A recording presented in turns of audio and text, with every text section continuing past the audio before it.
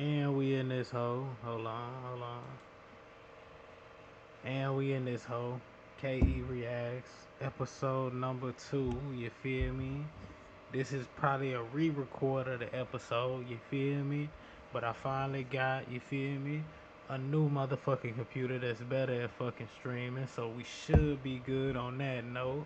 Also, I got a better fucking camera. If you can't see, if you haven't already done it, go fucking follow KE Reacts Instagram. You feel me? Where y'all can keep in touch with me and we can keep it moving. You feel me? So we fucking back. And first and foremost, I'm gonna talk about my Cowboys because obviously I'm gonna go ahead and get that out the way before we start the show. Now, I know we lost to the Cardinals last week. I was at the game, you feel me? I was just as hurt as everybody else, you feel me? Yeah, we lost, you feel me? But if y'all know me, y'all know I was fucking right. So, remember the day before the Jets played, you feel me, the Cowboys? I was like, if the Jets come out running the ball and they don't throw it at all, they gonna fucking, you feel me, they gonna smoke us. Because like I said, Michael Parsons is a good pass rusher, but he's not a good run stopper. And we drafted this Mozzie Smith nigga, and we ain't seen that nigga since he got on the motherfucking team. So I already knew from the jump, you feel me, the shit was gonna kinda, you feel me, eventually somebody was gonna expose us. It just happened to be the suck ass Arizona Cardinals. They ran for 222 yards on the ground. Barely fucking threw the ball, bruh. They had us looking dumb from the beginning of the motherfucking game. And I was there in the stands, bro. I was excited as fuck. I'm like, oh yeah, my Cowboys gonna do these niggas in. You feel me? No. They did exactly what the Jets were supposed to do. Now, I'm not gonna go in too much on my Cowboys because obviously, you know, they still my team, you feel me? But I will say we need to stop the run. If we do not stop the run, we're gonna get smoked. We're gonna get smoked by the motherfucking Patriots. Yeah, we play the Patriots next, right? Yup. So, I also want to show y'all something. Watch this. Hold on, let me see. Let me show y'all something. On Sunday against the Cardinals, and this was, yeah, last Sunday. The Cowboys defense allowed 222 rushing yards. Two players who were prominent in stopping the run in weeks 1 and 2 didn't play much at all. That's what I said. They didn't play much at all. Wanye Smith, 0 snaps. This nigga didn't even get in the game. And Marquise Bell on 9 snaps. So, that's part of the reason why we lost. You feel me? Also, everybody saying they didn't see Micah. My nigga, what you want to see him every fucking play? Like, I mean, granted, I can't even talk like that. Even the best players, you didn't see them every fucking play. It's like 50 downs in the game for the defense. You're not gonna see fucking Michael Parsons get a sack 6 or 7 times a game, bro. That's just not realistic. That's never been done before. Like, no, even the greatest pass rusher, whoever they may be, hasn't had 6 or 7 sacks every motherfucking week. Cut the nigga some slack, bro. And plus, he bringing a lot of fucking attitude to the team, and he getting us all fired up because I just seen this clip right here of this nigga swinging for the fences. Hold on. Look at this shit. If he doing that in practice, just imagine what he trying to do in the game, man. Stop playing with him, man. Why they gotta play with my nigga Micah, man? He bringing this to the field, bro. But yeah, back to the subject. Anyways, like I was saying, man, only way we lose against the Patriots is if we start. Wait, damn, I forgot to acknowledge. Since the last fucking time I was on stream, fucking Trayvon Diggs got hurt. That's another weakness. Although I think Deron Bland can stand up, whatever the nigga name is, Deron Bland or whatever the fuck, I feel like he can step up. He not trash at all. He had like 5 picks last season. You feel me? And he wasn't really even on the field. So to get 5 picks when you're not even really on the field, bro, that's saying something. You feel me? All you need is more opportunity and shit like that. You feel me? But my prediction is we win this game against the Patriots. It might be a close one because Daniel Jones and Bill Belichick, you feel me? Daniel Jones, I mean, not Daniel Jones. Fuck, what's that nigga name? Fuck, Mac Jones. Yeah, Mac Jones. He borderline trash, bro. Like, we is not finna sit here and act like this nigga is not borderline trash, bro. Like, I'm just saying. This nigga is not that good. This nigga never really been good, you feel me? And like, I don't know. I guess everybody felt like he was gonna be the new Tom Brady just because he replaced Tom Brady and Bill Belichick fucking signed him. But man, they putting a lot of fucking, you feel me? They putting a lot on his back. But I feel like it might be a close game if they running it, and especially because Zeke is returning back to Dallas. So I know he got a point to prove. You feel me? I feel like it'll be a close game if Zeke get off early. But if he don't get off and we start smacking him back at the like first 2 quarters, he only walk out that bitch with like less than 50 yards. Oh, we won. That's game. That's game for sure. Now they got Ramondre Stevenson. He was cool. He was on my fantasy team last year. He alright. You feel me? But I feel like the Patriots gonna do exactly what the Jets did. I mean, exactly what the Cardinals did to expose us. They gonna run the ball, and here and there they gonna pass it. You feel me? That was a heartbreaking loss because I was there at the game. You feel me? Like I said, so shout out to the Cowboys. What are we? 3-1, 2-1, one of the two. Either way, you feel me? We still good though. We still good. You feel me? Only one L. One L. That's all we got. You feel me? So we gonna keep it moving like that. Cowboys gonna win this one. Okay, let's move on to the next topic now. Like I said, I did this episode last week, so some of these topics might be old news, but I'm just getting them out the way. You feel me? Cause I just got the new computer and shit, so you feel me? My shit, you feel me? It's way better improvement as far as the stream. So yeah, just make sure y'all niggas fuck with me. Now, this nigga, Sergio Brown. So you know how the whole CTE thing. So I'll break it down, I guess. So hold on.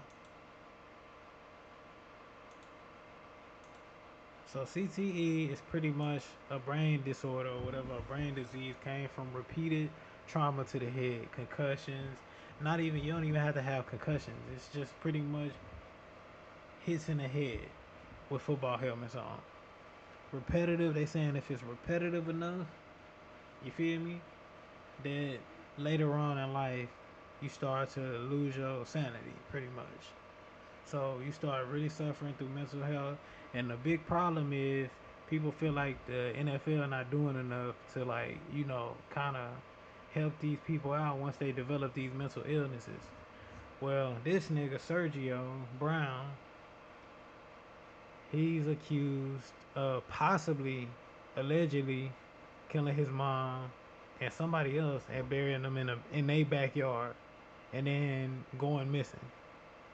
And then they said last thing they saw of him was he posted this weird ass fucking video on his Instagram talking some type of crazy shit. You feel me? But yeah, I just kind of broke it down for you. Now I'm finna play the video and let y'all see what the fuck going on. Police are looking for former NFL player Sergio Brown after his mother was found dead. 73-year-old Myrtle Brown was found in a creek behind her home in Maywood yesterday. The medical examiner says her death was a homicide. Family reported Myrtle and 35-year-old Sergio missing yesterday morning. Brown played for the New England Patriots, Indianapolis Colts, and Buffalo Bills before retiring in 2016. So this nigga retired in 2016. That's crazy. Wasn't even 10 years ago. And apparently, they thinking he might have killed, his moms. Here's another video explaining a little bit more. Good morning, guys. Now, former NFL star Sergio Brown posted on social media yesterday. He was saying that he didn't even know that his mother was missing. This all came after his mother's body was found in the backyard of her home here in Maywood.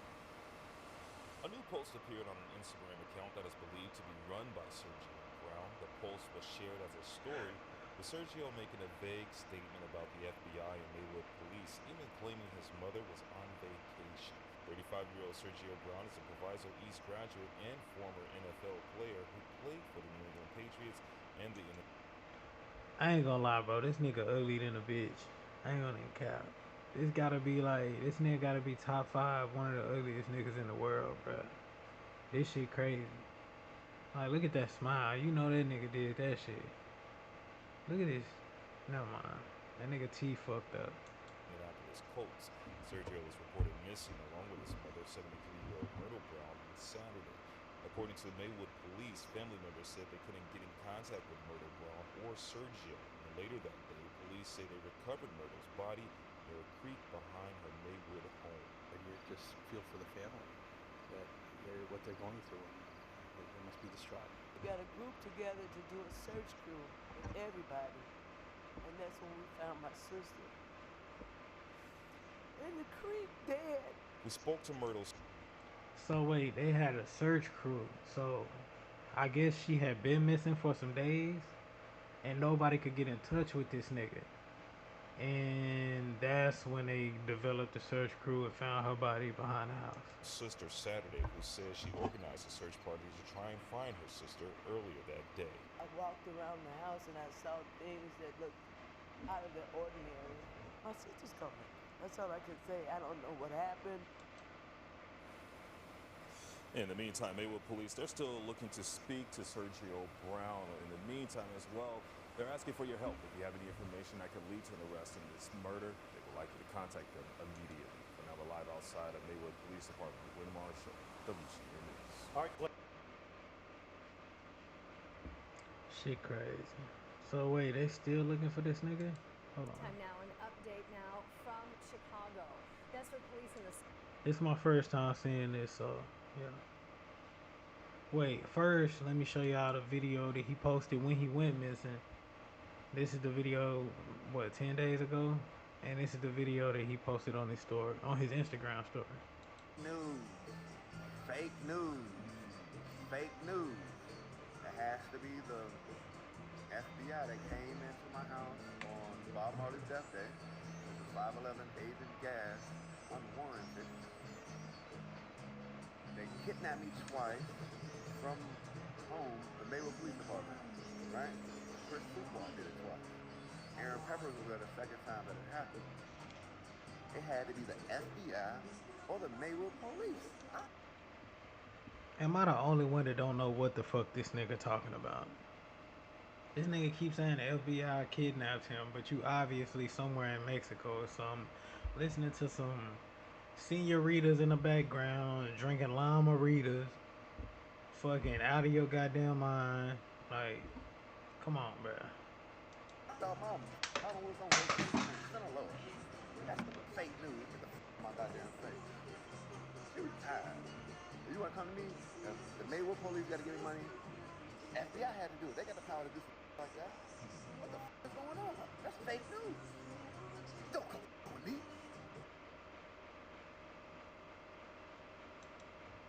What the fuck?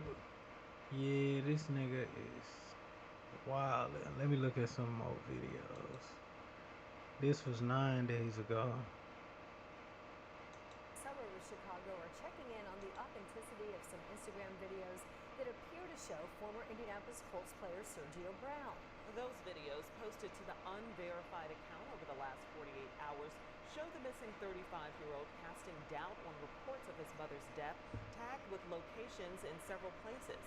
The videos come just days after police found his mother, Myrtle, dead in a Maywood Creek. So that is a town that's about 11 miles outside of downtown Chicago, and it happens to be where Brown lived with his mom. He also makes reference to the movie Finding Nemo, tagging the Sydney Opera House, which is featured prominently in the movie, while he claimed to be in Mexico. Brown also posted another video today, this time tagging Maywood, Illinois.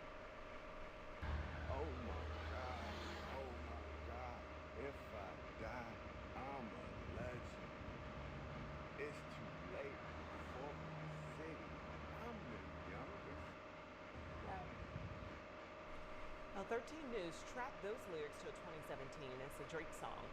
Again, police are checking to see if these videos are in fact authentic. Police believe that Brown's mom died from trauma sustained in an assault, and that ruled her death is in fact a homicide. We have more on his disappearance and how his family is pleading for his return online for you right now if you want expanded coverage at WTHR.com. That's crazy. So, yeah, they found out that she died from assault. So, yeah, this nigga did it. This nigga hit her or something with something or with his hands or something. And yeah, this nigga just chilling. This from 8 days ago. Well, the mother of Sergio Brown, a former NFL player who was reported missing on Saturday, has been found dead in Illinois. Police say in the area they were informed on Saturday from family members that they had not been able to get in touch with Sergio Brown or his 73-year-old mother, Myrtle Brown. Officers conducted a search of the area and discovered Myrtle Brown unresponsive near a creek at the rear of her residence. She was pronounced dead at the scene and taken to the medical examiner's office, and the whereabouts of 35-year-old Sergio Brown remain unknown at this time. Okay guys, this is a crazy story about former NFL player Sergio Brown, who many of you might know from a couple viral clips in the past. One where he did a Ric Flair impersonation, and the other time when Rob Gronkowski literally took Brown over to the sidelines and tossed him like a child. Sergio Brown signed with the Patriots as an undrafted rookie in 2010, but has since been out of the league since 2016. The former safety had a playing career that spanned 7 seasons with the Patriots, Colts, Jags, and Bills. Anyways, authorities in Illinois were called after concerned family members filed a missing persons report for the 35-year-old former NFL player and his mother, Myrtle Brown, who is 73. The pair were last heard from on Thursday, September 14th, and 2 days later, Myrtle's body was discovered near a creek less than 100 yards away from her home. Her death was ruled a homicide as the Cook County Medical Examiner's Office found injuries resulting from an assault. Things then took a bizarre turn as videos emerged from an Instagram account linked to Sergio, and these videos I'm about to show you are pretty disturbing. In the clips, Sergio Brown claims that he's been kidnapped by the FBI and that his mother was on vacation, yet the video was geotagged showing the former Patriot in Mexico City. Fake news. Fake news. FBI, they came into my house on Bob Marley's death day.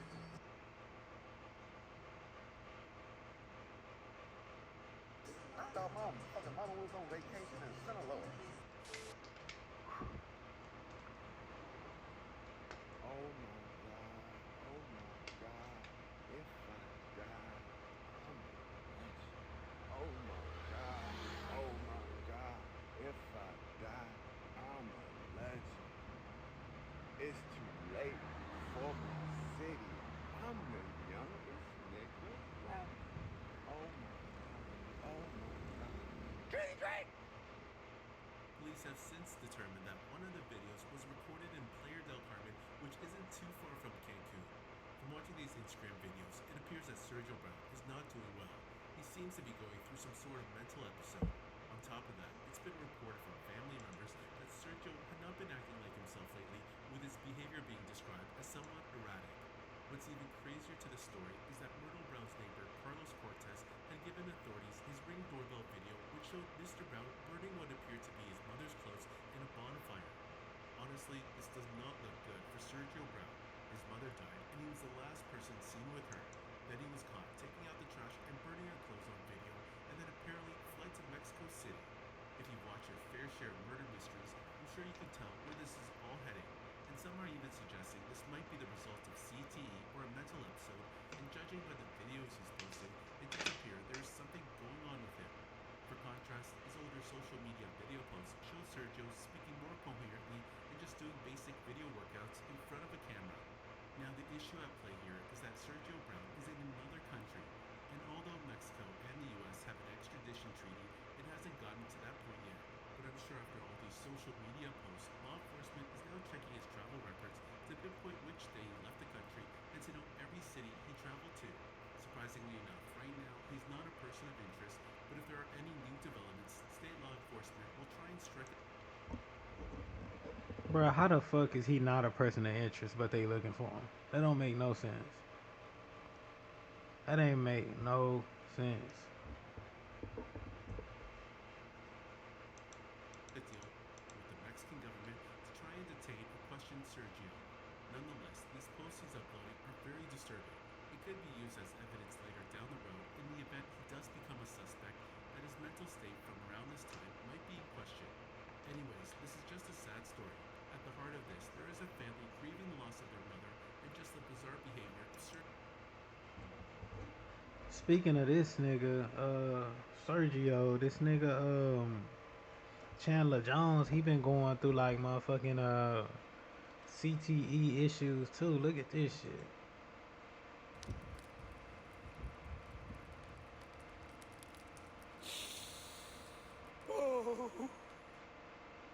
Okay guys, the situation with Raiders pass rusher Chandler Jones is getting very deeply disturbing. I made a video about this 2 weeks ago when he first started talking all crazy on Twitter and exposing private text messages between him and Raiders head coach Josh McDaniels. He claimed that the team locked him out of the training facility, forcing him to having to train at a local gym instead, and also said that McDaniels reached out to the mother of his child. Basically, just all sorts of bizarre accusations that at the time looked like he just wanted to leave the team. However, now it appears things are actually worse than they initially seemed. In his social media post, Chandler Jones wrote that on Monday night that he was taken to a hospital against his will by the Las Vegas Fire Department and later transferred to a behavioral health facility last week. The Raiders placed him on the non-football illness list as they described this as a personal matter. Then this past Monday, Chandler Jones tweeted that he was released from the facility while also attaching journal entries he made while inside and claimed that the behavioral health hospital did not follow their own rules by restricting his patient rights. In his journal entry, he wrote that 5 to 7 Las Vegas fire officials came to his front door and told him he had been put on a court hold by the Las Vegas PD. He wrote that they were concerned about his well-being because of his erratic online posts and said that they injected him with an undisclosed substance without his consent. Anyways, today it appears Chandler Jones is suffering from another episode, and this one looks very, very serious. He posted a 24-minute live stream video that showed some odd behavior from the pass rusher, and the ending was disturbing to watch. A nigga that's above the Illuminati. A nigga that's above the Illuminati. I'm above all of that shit. That's why Dana White scared of me. That's why Dana White scared of me and Lorenzo scared of me. Bruh, my thing is, let's say you see a nigga like this, right? A nigga that's bugging out, like, with mental health. I'm talking about any nigga with mental health. What the fuck am I supposed to do? Like, call somebody to get them help? Like, what the fuck? Like, after you do that, then what? They let them go and then niggas doing shit like this, like burning property and shit. Like, what are you gonna really do, like, you know, besides like get them help, like by calling the authorities and getting them locked up in a crazy house? I feel like that'll make a motherfucker more crazy. It ain't gonna count, but hey, maybe that's just me. You seen the motherfuckers that go to prison for years and then come out, they ain't the same. Yeah, I feel like locking a motherfucker that might be borderline crazy in there with a whole bunch of other crazy person, that might make that motherfucker crazy. I'm just saying. He on the UFC. And Mr. Kraft scared of me. Think about this. Every time I leave a team, the owner walks the whole field and shake my hand. Look it up. when I got traded from the Cardinals, when I got traded from the Patriots to the Cardinals, Robert Kraft walked the whole field and shook my hand. Got a picture. When I got let go from the Cardinals and I went to the Raiders, Michael Bidwell walked the whole field. Michael Bidwell walked the whole field and came to where I was at, warming up, and shook my hand. Almost like the president. Almost like they said, "Oh, let me pass this off to the president." They're trying to pass the torch off to President Obama. President Obama and imagine if President Obama somehow could body jump. Imagine if President Obama could somehow body jump and jump into my body. Or Aaron Hernandez.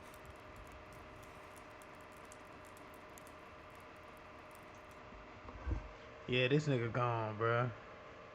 Anytime a nigga start rambling like this, whether he's talking to you or not, or bruh, that nigga gone, bruh. Oh, y'all don't know what Josh McDaniels really did to Aaron Hernandez? Wait, they don't know what happened with Aaron Hernandez and Josh McDaniels. All right, y'all talk to me right now, because I'll go on a podcast about that. If y'all don't know what really happened with Aaron Hernandez, y'all thought Aaron Hernandez killed himself in jail.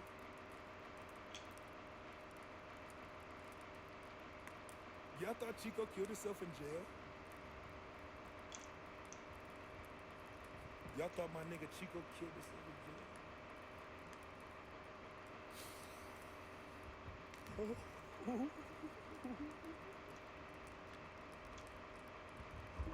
Bruh, what the fuck?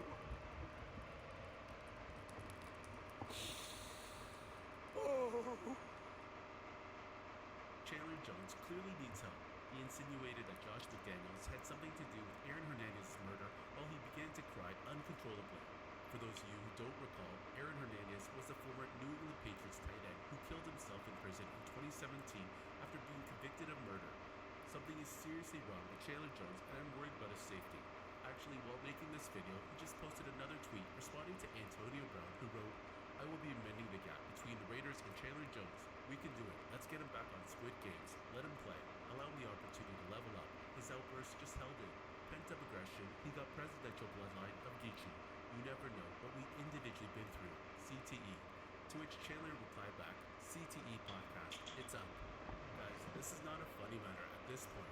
He's just sending out like 10 tweets per minute, replying to random people, and this is getting out of hand. The last person he needs giving him advice is AB. He's now exposing private DMs between him and Adam Schefter and just replying to every single fan tweet. This is just absolutely crazy. Anyways, I hope he gets the help he needs. He should not be playing football anytime soon. His health is more important than the game of football. This is fucking crazy. Derek Carr, Vince Wilfork, all good with McDaniels. McDaniels be doing coke. Hunter Renfrow needs the ball. He's a God-fearing man. Make Carl Nassib a starter or else, and I'm not gay. Get McDaniels the fuck out of there. Oh, y'all don't know what Josh McDaniels really did to Aaron Hernandez?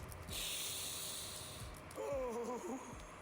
McDaniels had my stepdaughter move. Ladies and gentlemen, the Chandler Jones saga has culminated in his arrest. Raiders owner Mark Davis and head coach Josh McDaniels have been the target of wild accusations by Chandler Jones, which feature unsupported criminal allegations involving drugs, sex, and death. And Chandler Jones denies he's dealing with a mental health crisis, but his posts and live streams feature odd behavior, from lighting things on fire and discussing time travel. Jones was arrested after a social media post on Thursday for violating a protective order, otherwise known as a restraining order. It appears that he visited someone with this order in place, triggering his arrest. Jones has since been released from Clark County Jail. It's noteworthy that he has claimed he was taken in by the Las Vegas Fire Department to a mental health hospital last week. And what's so strange about this is that prior to last night, neither the fire department or police department had a file on him, per The Athletic. And the Raiders, who previously said nothing about Chandler Jones, saying it's a personal matter, have finally broken their silence about this situation. Yeah, I'm kind of over this. If y'all want to watch this video, it's called The Disturbing Chandler Jones Allegations, you feel me? I'm over that whole, thing. The CTE, mental health shit is real, nigga. Yeah, niggas going wacky, you feel me? But I personally don't understand what you're gonna do with somebody if they actually is losing their mind. Like, you call the police or they get arrested, you feel me? Then they come back to society maybe weeks later and they still fucking crazy.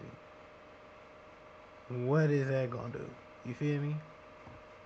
I mean, it's just a whole crazy thing. But let's move on to the next subject. Trap Boy Freddy and Charleston White. Charleston White and Trap Boy Freddy dropped, you feel me?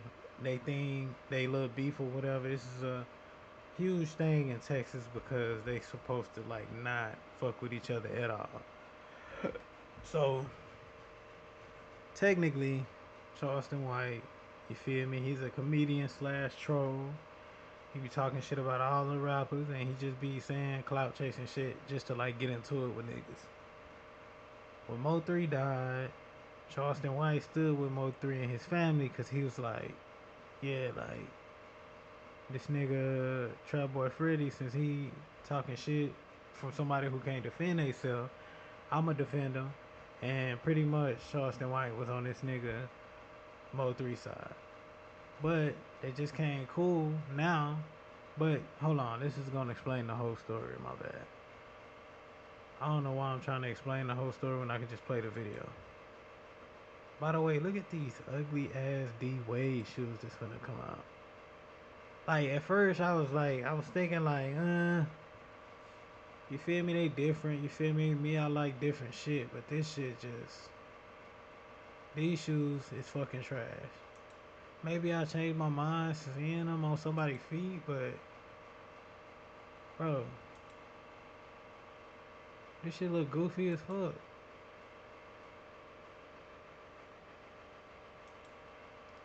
So I guess this shit's supposed to come out soon, you feel me? But I guess it's influenced by Kanye or whatever the fuck. But yeah, these are some ugly ass shoes, bruh. Can't believe niggas actually rocking this.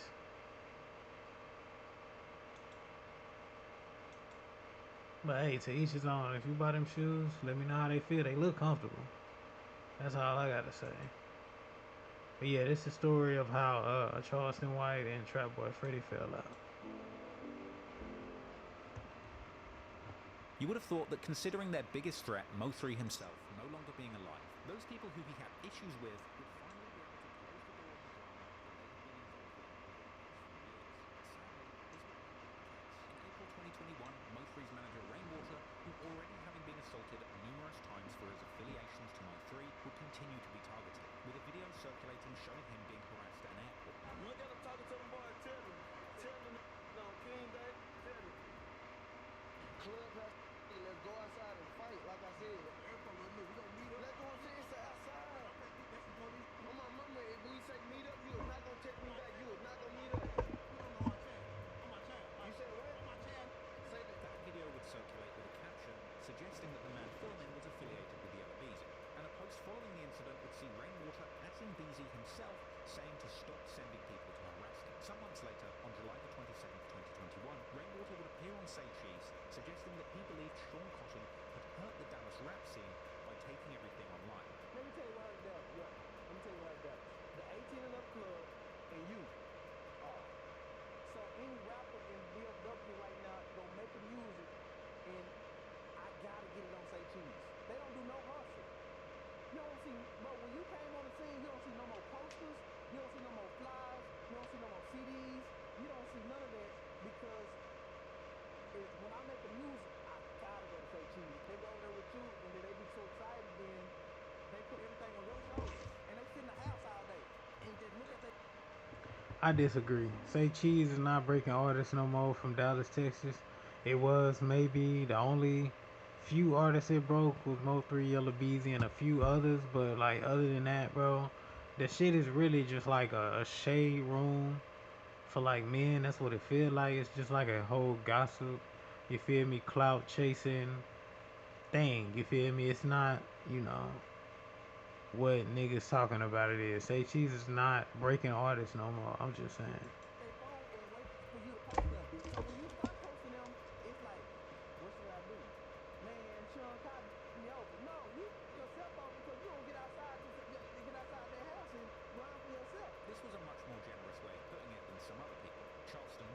who'd been complaining about the violence in Dallas corrupting the youth from the very start, had suggested, as did other people, that Say Cheese had instigated the beef in Dallas by giving a voice to both sides of the war. You let Say Cheese trick you. That's exactly how Mo3 got killed. You wrong, Sean Cotton. Yeah, this is what they been telling me about. Say, man, watch him, he messing. That's how he got Mo3 killed. He got Mo3 killed. That's how Mo3 got killed. He the one started that. And Charleston White would never do another Say Cheese TV again. Never. Say Cheese would deny this, saying that Mo3's friends and family all have love for him, also pointing out that the beef escalated when Roy Lee was killed, saying specifically that he didn't allow Roy Lee onto his platform to expose Yella Beezy when he was asked. The Mo3 didn't get real until Roy Lee died. Roy Lee wanted to do an interview with me, trying to expose Yella Beezy, and have I ever interviewed Roy Lee? No, so I would never do that to Yella Beezy. Say Cheese would also defend himself in an extensive interview on Black TV, saying that he tried to mediate the beef, but he couldn't make any progress. You know, a lot of people felt as though I let it on. I got on the phone with multiple guys like, yo, is there a way we can sit down? Could we do this? Could we do that? And I tried for months to hash it out and to get them to squash it. It just didn't happen. It was too late. Now, I personally don't agree with the idea that Say Cheese or any of the other interview platforms are responsible for escalating the violence. Say Cheese is really just trying to help the artists in his city promote their rap careers. And for every bit of disrespect that a rapper dishes out to an op in an interview on a major platform, that same rapper will go out of their way on their own Instagram pages, dishing out 10 times the disrespect to the ops. But you never hear anybody saying that Instagram or Facebook are responsible for stoking violence and giving people on both sides of the war a platform. People want to call DJ Vlad the police. I think Mark Zuckerberg is the goddamn head of the FBI. Anyway, at a certain point, it gets absurd to blame Sean Cotton for the violence in Dallas. When Mo3 was all over Instagram and in his own music on all DSPs, mocking the ops for getting shot, begging them to slide, and mocking them for being scared to come outside, even in songs released after his death. Aside from the assailants that pulled the trigger, the next person who painted the biggest target on Mo3 was Mo3 himself, and his rivals in music who were all knowingly involved in escalating this feud from the streets into the music industry, even after the point where they all had too much to lose to continue beefing in this way. But strangely, even months and months after his death, Mo3's enemies would still feel the need to disrespect him in music. In August 2021, Trapboy Freddy releases his latest project, Distractions, featuring the incredibly disrespectful song titled Shirt, which he gleefully sung along to on Instagram Live. This was a diss song aimed at Mo3, all about killing him and putting him on a shirt, saying the stepper got stepped on and they turned Potato Head to a baked potato. He would reference fighting in Walmart and saying that Mo3 can't go shopping again now he's dead. He would mock the fact that Mo3's biggest song came out after his death, as well as flipping lyrics from Mo3's posthumous hit, saying that despite the song being called Outside, Mo3 was inside. He raps saying that Mo3 got left dead on the I-35 for dissing Beezy, and he referenced the shooting in traffic, saying he got caught slipping by that black Audi. He says that his ops will get hit for talking on social media, and that they will dig the dead body out the ground. He says every time something happens in the street, his ops rapped about it, and they died just for rapping about it, not living it. He referenced Beezy and his crew chasing down Mo3's manager, saying that he needed a new manager, and they hunted him down like an animal. Trapboy Freddy would defend his constant dissing of the deceased Mo3, telling Say Cheese of all people that Mo3 dissed him and his dead loved ones for years. So he's dissing him back, and he cannot let the hatred go. Some people felt like Trapboy, let it go. Like, let it go, bro. It's over. It never can be let go. Like, how could you let go of your partner? How could you let go of talking about your partner that was just dead? Like, how could you let go having to look out for your partner's kids and like that, talk to your partner and your mamas and you watching multiple people cry for all 3 years. I can't condone Freddy's actions, but this was a bit of an insightful moment, because it's really this mentality that got these young men stuck in a cycle of violence that's near impossible to stop. Whilst Mo3 was alive, he dished out a lot of pain, destruction, and death to his enemies, to the point where even his own death wasn't enough for his enemies to feel like they could move on. When things get this deep, and this many lives have been lost, you're looking at a lifelong feud that death doesn't even give you an escape from. But perhaps the one thing that Freddy had overlooked in his decision to keep dissing, even after his rival's death, was all the extra attention they'd got from the authorities as a result. Because only one day after Freddy's diss song released, Yella Beezy would find himself in hot water with the... Hey, before we continue, my bad, y'all. I didn't realize when I click off of the window that the screen turned white or whatever. I just looked at my Switch and I just realized that that's what the shit was doing. So my bad. Cops again, this time being pulled over by the cops who conducted a search of his car, finding a rifle and 400 grams of a controlled substance, with the suggestion at the time that this was leaf. codeine-based cough syrup. But Beasley would later say that these supposed drugs were in fact just a bottle of hand sanitizer styled to look like prescription cough syrup, with Beasley later taken to the internet attempting to clear the record about the supposedly false drug charge. Jail and got arrested for hand sanitizer, not no drugs, bro. Let me tell you how desperate they were just to make an arrest. Like the homie got a brand of hand sanitizer that looked like dirt, but it say hand sanitizer on it. You know, just like Paparo's got the eyelashes and the pill jar, but she got hand sanitizer in a drink bottle, and it say hand sanitizer on here. Police weren't trying to hear. They thought I was trying to cover up everything, like, so they took jail over hand sanitizer. And the only reason they were charged me with the gun is because of the drug, you know what I'm saying? So they got a grown lab and everything, so that's why they charged me with it. With a felony right now, so unknown felony, whatever that is, so that's why I went to jail. I'm the first rapper that went to jail over hand sanitizer.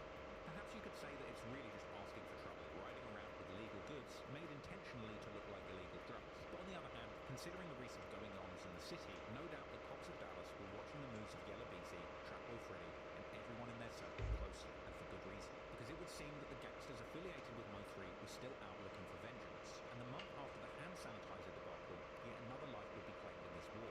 This time, the apparent brother of the accused shooter of Mo3, Keywan White, who rapped under the name Ducky P, real name Myrion Beasley. He would be found dead in a car outside a residence in Lancaster, Texas on September the 1st, 2021, with this killing later being confirmed on social media, and subsequent posts from Keywan White confirming that his brother had lost his life. And apparently, the connection between Ducky P and Mo3 ran deeper than the connection with the shooter, as Ducky P had released a track called Rumors the month after Mo3's death, interestingly uploaded to Go Yayo's YouTube channel. And in the track, Ducky P seemed to diss Mo3, saying the last person who dissed me ended up on TV, along with lyrics about killing people in public and running down on ops in skinny jeans, which could well be a direct reference to the outfit that Mo3's killer was wearing at the time of the shooting. The track was essentially Ducky P responding to rumours that he'd been involved in the killing of Mo3.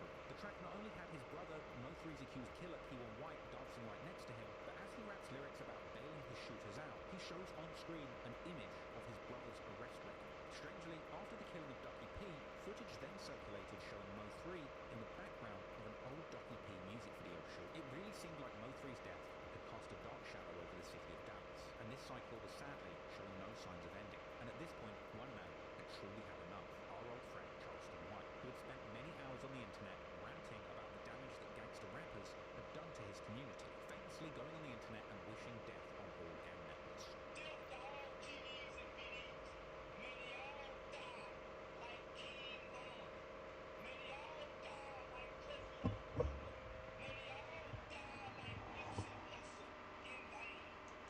Eventually, Charleston White would turn his attention squarely towards the I don't think like these white people that be like watching these like documentaries or they be watching black people, I don't think they fully understand when a nigga trolling. Cause that clip they just played, he was obviously being like, yeah, he was saying some disrespectful shit, but he was obviously like being funny. You feel me? And yeah. gang-affiliated rappers in Dallas. In August 2020, going live and telling the world that he was a Mo3 fan and he was picking sides against Trapboy Freddy and Yella Beezy. What Trapboy Freddy do to you? Nothing. I'm just a Mo3 fan, and I'm friends with Rainwater. I'm a Mo3 fan, and I'm taking sides now. Ain't nobody riding for Mo3, so I'm riding for Mo3. And I'm saying Trapboy Freddy and Yella Beezy in the name of Mo3. Them got Mo. No clip. Mo3 on mine. Man, I'm mad the Mo. Long live 3. City of Dallas been dead since Mo dead. This nigga a troll, bruh. Y'all done took the life away. Done killed Mo3. I'm mad the Mo. Every time I pass by that Mo highway and this was celebrating. You Trapboy Freddy, you a straight up. You and Yella Beezy. Look what happened to you. Was cursed. I told you when Mo3 died, you were gonna be cursed. Your career was gonna drown and die. And he would go on to tell his followers on social media that he was willing to put the police on the likes of Trapboy Freddy and to put a stop to any illegal activities going on in his studio. Make me mad, Trapboy. I'll find out every dope spot you got and shut that down. put the police on every last one of you. You better shut your up, trap boy Freddy. Your weed houses don't get shut. I really don't think like the niggas that be coming up with these documentaries know that this nigga is just talking shit. I really feel like they really think like this nigga is like really trying to get these niggas locked up just cause he talking shit.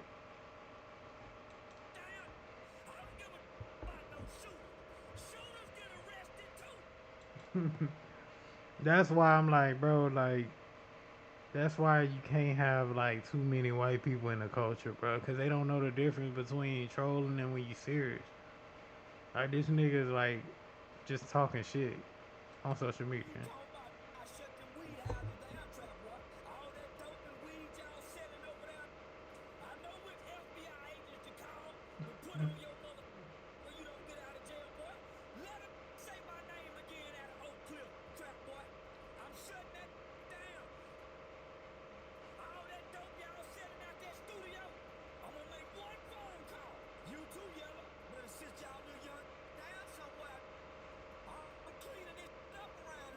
Now, seemingly, Charleston White was not just joking in this video, because within a couple of weeks of that video being posted, on September the 9th, 2022, the DEA and Dallas Police would conduct a raid on the KFI recording studio, which... So, Charleston White was trolling in this video. He was just talking shit on social media like he do with everybody. The fact that they got raided, it was just cause whoever raided they shit was watching Charleston White's fucking videos when he was like, I'ma shut down the weed houses, blah blah blah blah blah, and they took it as, wait, are there weed houses? Are they selling shit out of the studio? And that's why they fucking got raided. This nigga Charleston White was just online talking shit. That's why all around Dallas and shit, like, niggas laugh when they hear this nigga get on social media start talking crazy, because you know this nigga just talking out the side of his neck. And he knows if you do something to him, he could possibly kill you and get away with it, because he's on paper a handicapped nigga. You feel me? So he's just an old man talking shit. Now people outside of the culture, they don't understand the difference between a nigga just yelling and talking shit. Just because he making sense, that don't mean he not talking shit.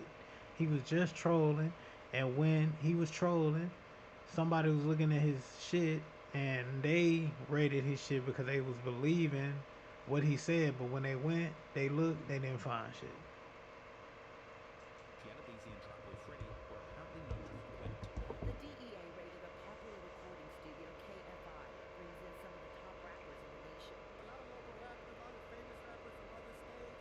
We done linked up with a lot of different people here. This is video from inside the studio from a recent WFAA interview. The raid caught some in the industry by surprise. We do have a drug sales problem in our city. And unfortunately, those individuals are often involved with firearms as they're engaging in drug sales. One of the owners of the KFI studios, Nico, told us the people involved were patrons and tenants of the building and did not involve the owners. He said no KFI management or owners were involved in illegal activity. None of us have been placed under arrest or investigation. Following the raid, more footage circulated showing the studio destroyed. Apparently, 8 other locations around Dallas have been raided, with the cops confiscating drugs and guns. And while reports circulated that the police had been conducting a months-long investigation into the matter, soon after the news broke, Charleston White would take to social media once again, taking credit for the studio raid and threatening to take further action against rappers causing crime in his city. Yeah, seeing the FBI raid this spot, I love it. I told that I was sending the FBI to his mother. You think we gonna let them keep setting them pressed up fentanyl pills around here? Nah, we shut it. This nigga, like, once again, I'm saying, he saw that happened, then he got back online and started taking credit for doing it. But in all actuality, this nigga just online talking shit. Like I said, nobody got caught selling anything in the studios that they raided. And they didn't just raid one studio. It's not just like it's one studio them niggas be going to, bro.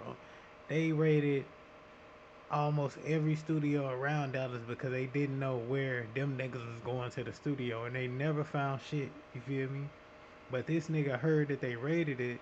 Nobody got arrested, by the way, and this nigga started taking credit for the shit. Now, you say Great Post Look, I definitely don't agree with everything Charleston White says, and his methods of getting attention certainly rub some people up the wrong way. But at the end of the day, he just represents one of, I'm sure, many people in the Dallas community who are fed up with the years. And don't get me wrong, Charleston White might actually be fed up with the bullshit and all that other shit. But bro, 95% of his shit, he just online talking shit. It's like 5% is actually how he really feel. 95% of this shit is an exaggeration, like a character of how he feels. You feel me? He putting way more like, you know, sauce on it. Drugs and violence. I'm sure there's dozens of people like him, perhaps less vocal on social media, who are doing the same thing, putting in a tip to the cops and trying to improve things in their community. A lot of people like to blame music for gang activity and crime. Hell, some of the really stupid people like to blame the likes of Say Cheese, DJ Academic, Salmon 22, or even me for raising awareness about the issues going on in the streets and behind the music. But at the end of the day, And I like how he tried to throw himself in there, like, you know, he not instigating the shit. Every time this nigga make a documentary with incorrect information that be so wrong, you adding gasoline to the fire. Only because, let's say you just trying to put pieces to the puzzle together and you not right. Even though you're not right, somebody that's actually involved in the situation gonna either A, think like, oh, these niggas getting clout off of this shit, like they really the ones responsible, or two, niggas gonna be finding out about some shit that they didn't even know, that didn't even happen the way that these documentaries saying that they happen. So like I said, every time y'all are instigating shit and y'all are adding to the problem. Like, granted, the artist shouldn't go to the internet with the shit, but at the same time, even if they go on the internet and you go on there and start instigating, it's both of y'all. It's not just the artist for putting it online. You feel me? And you putting a magnifying glass to it because you spreading it to the rest of the world. the individuals responsible for crime in a location where crime is abundant are the criminals themselves and the authorities responsible for policing this community. Let's be real, Mo3 clearly had a death wish if you go by many of the statements that he made in his life where he incited violence against others and himself. He left behind an incredible catalogue of inspiring music, but also a lot of hateful rhetoric and anger towards the other young men in his city. Clearly Mo3, Yella Beezy, Trapboy Freddy, and Go Yayo didn't get dealt a fair hand in life. They were born into situations and areas infested with gang activity, crime, and disadvantage. Alright, man. I was looking at this other video around that time. This nigga Charleston White was going crazy. This shit had me cracking up the other day. Motherfucking ass up, trap. And I ain't playing. You niggas won't have no after hours spot. Anybody that can look at this and not know that this nigga trolling is like really like kind of slow, honestly.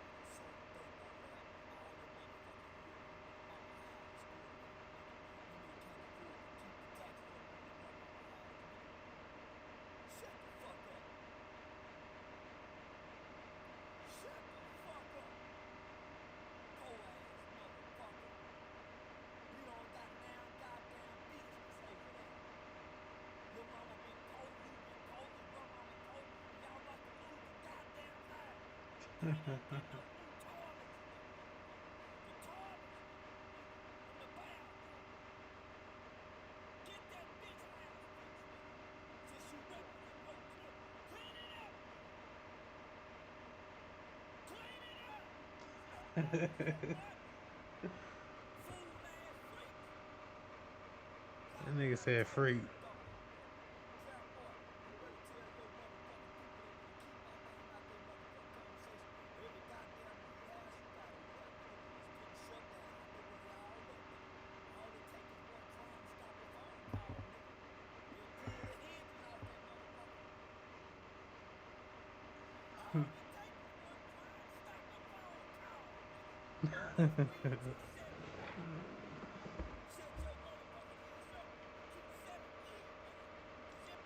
By the way, this the video that got all them studios rated. Nobody got arrested or nothing because none was found. He was just talking shit, like I said online, and yeah, she got rated.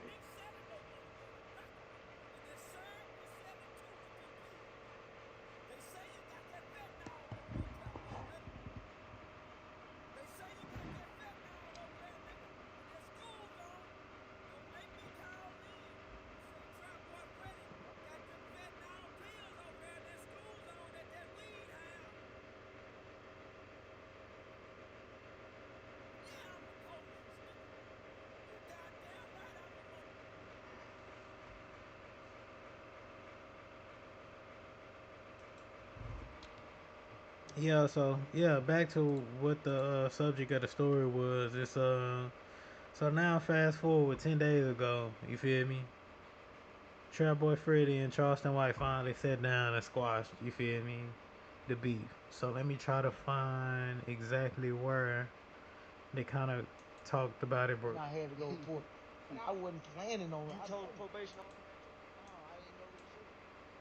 Yeah, and he was just understanding. And he was, and it's real life shit though. I mean, a federal court, it's just dumb. Anybody, that shit dumb. If you don't know that's dumb, that's dumb. And they were saying, man, well, Charles, we get a lot of calls. And I'm saying, man, no. When I go to the gun range, man, man said, no, we know. Man, we watch all your videos. And that's the only thing we say. Like when he did your shit, yeah, they know that shit ain't on.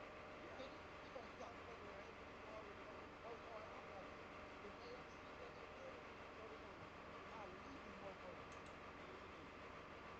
Oh, I went with the client. I would have been fine. Here you go. He finna talk about the situation between him and Mo3. And what made him change his mind about Trap Boy Freddy. Like when you start rapping for real, certain people start coming around. That's different. When you go to new school, nigga, you gonna get to talk to them. Yeah, network when you was playing little nigga. So that ain't never been the shit. So it's just the shit that they be talking, that ain't nothing. I done got blamed for way worse shit. Yeah, I'm gonna be the nigga to say this. Just from a nigga outside looking in. I went with the client. Man, Trap Boy Freddy wrong in a motherfucker. I went with the client. Cause nigga, but nigga, when I sat back and really looked at it just as a man, fuck a fan, fuck nigga just as a man, how that nigga wrong? When that nigga returned him in song, that nigga whole career like.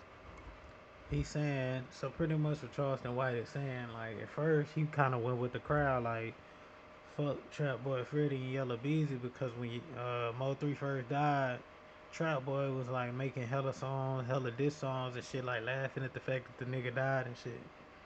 But he's saying like after time passed, he realized, bro, this nigga Mo3 he went back and did the research and realized Mo3 was doing way more, you feel me? All that shit, you feel me? But yeah. At some point became about taunting these niggas, man. It wasn't about making no more music. It was about taunting these niggas. So, nigga, when he got killed and that nigga went to taunting, I said, how you wrong? Nigga, if a nigga fucking with me, he don't get to decide when I let up, even if he died. No, you don't. Tomorrow don't promise. When he done took it to this level. So, man, as a man, my nigga,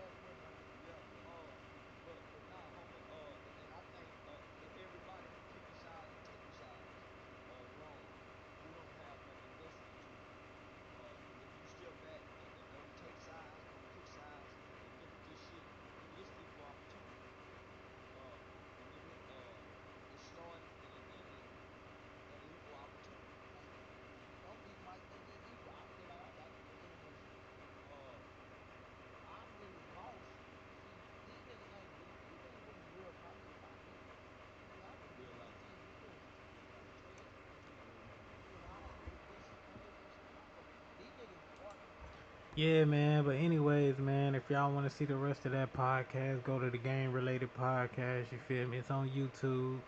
It's at 189K views. You feel me? So go show some love. Go. You feel me? And look that shit up. Next, so T.O. and Stephen A. Smith, they got into it again. You feel me? Apparently, uh, let's see if I can find it. It was a video where during Colin Kaepernick, taking the knee shit. You feel me? Um, Stephen A. Smith was against Colin Kaepernick taking the knee, and he had T.O. as a guest host on what was the first take, and T.O. kind of just like let this nigga. I mean, T.O. told this nigga, he was like, "Yeah, Max seem kind of this nigga seem blacker than you do." You feel me? And Stephen A. Smith kind of went off on him on Twitter. Hold on, let me see. Terrell Owens. Hold on, damn, I did the wrong one. Terrell Owens, Stephen. Yeah, so pretty much, yeah. So Terrell Owens kind of told Stephen A. Smith like Maxine Blacker than you. It's a white guy that's on the show with him, and yeah, it went left. Here it is.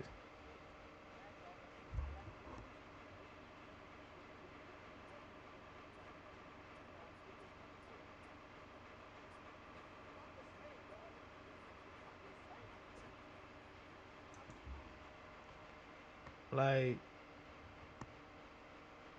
I ain't gonna ever say a white dude is blacker than a black dude. But I kind of get where the nigga coming from. Like, it's Stephen A. Smith, bro. Like, he kind of one of them pick me black people, trying to stay neutral, but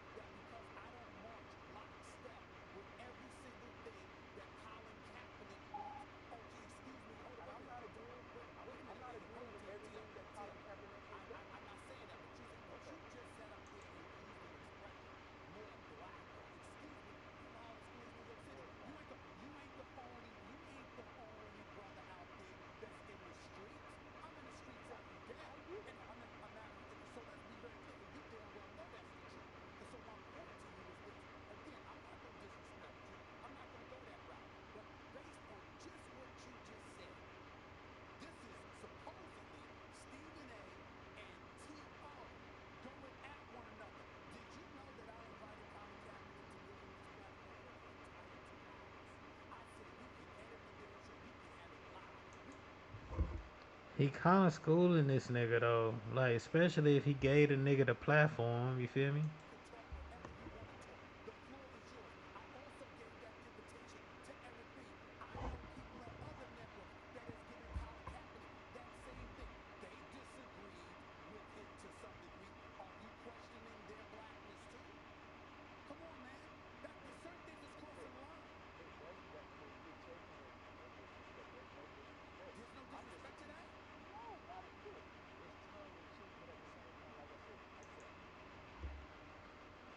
I don't feel like he should have felt that disrespected, bro. Like, I mean, okay, I guess I get it because it's on a public platform. Like, you kind of put the nigga out there, and then you definitely can't say no white person is, you know. Yeah, I get it from both sides. But yeah, instead of me reading this article, let me go to. So yeah, that happened recently. Stephen A. Smith went on a podcast and said pretty much he got rid of Max Kellerman because they just wasn't clicking. Somebody on Twitter posted that clip and it was like, oh nah, this the real reason why he wasn't getting along with the Max dude, the white dude that was on the show with him, and that's why he kicked that nigga off. Well, Stephen A saw that post. I mean, no, Terrell Owens saw that post, and he kind of retweeted it with the clip, and he said facts. You feel me? Cause he agreed, like that's why he really didn't like Max Kellerman. And then fucking Stephen A, he responded to it. Now, as for this dude, that's an entirely different story. You know how I feel about your sorry ass T.O., and you know why. You should thank your Heavenly Father. I haven't zeroed in on you with the trifling shit you tried to pull. Tell the folks to ask ESPN what your desperate ass tried to pull. Keep on talking. Eventually, you'll expose yourself real fast. So, you feel me? I don't know what the fuck he meant by that, but nigga, if you say keep talking or you'll expose yourself, it sound like you got something to, you feel me? Sound like you got something to say. But then he came back and said, respectfully, bro, you don't know the whole story. I have nothing to say to his sorry, pathetic ass, but that doesn't mean you're wrong. You are right, bro. I'm man enough to admit that. I will stand down. So I guess somebody told him to chill out or whatever. And yeah, so pretty much they was just going back and forth on Twitter. So now, after that, you feel me? Stephen A. Smith goes on his podcast and he goes crazy on this nigga. And this is, you know, clips from it.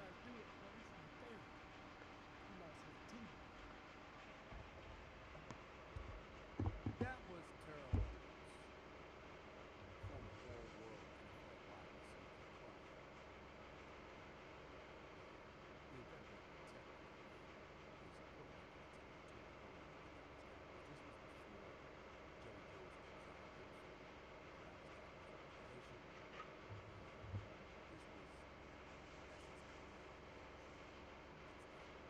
Of course, he played in Cincinnati thereafter, got rid.